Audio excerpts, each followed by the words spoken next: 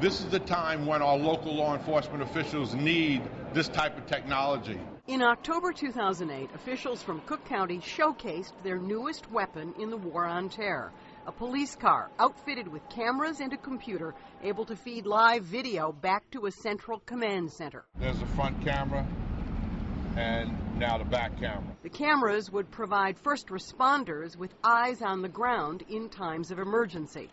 A year later, the project is 36% over budget from an original cost estimate, and now Congressman Mike Quigley, in a letter to the Government Accountability Office, is asking for an investigation. I think the federal government has to investigate what's happened with Project SHIELD so far and reevaluate its effectiveness. IBM was originally hired to install those cameras at a cost of $35,000 to $40,000 per vehicle in police cars in all 128 Cook County municipalities. In August of 2006, according to this press release from Dan Coughlin, an executive with Cook County government, the system had been, quote, extensively tested and was operational in 27 municipalities.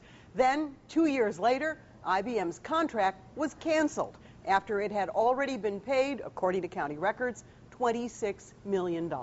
Many of the original cameras, according to multiple accounts, just didn't work. IBM got itself into a situation which was more complex than they thought. Commissioner Larry Sufferton. Is our IT department, was it then and is it now significantly trained to be able to do it? Probably not. In 2008, Milwaukee-based Johnson Controls was hired to replace the faulty cameras and complete the job that IBM started.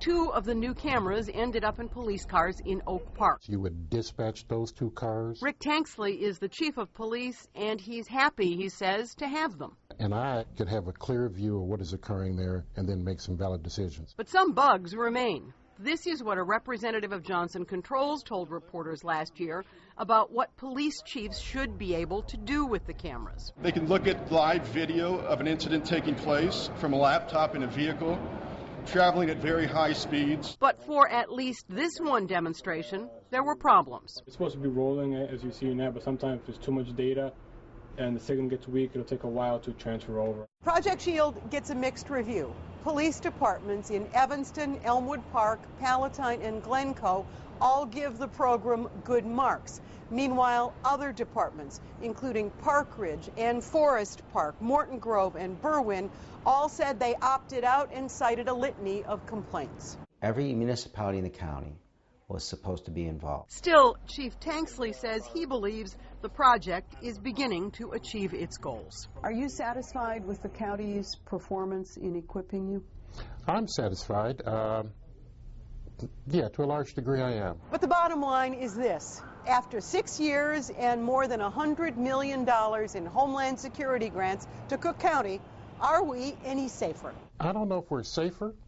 I'm in a better position should an emergency occur. I think we're in a worse situation, and here's why. We've spent hundreds of millions of dollars across this country on Homeland Security. If Project SHIELD is any indication, we're less safe.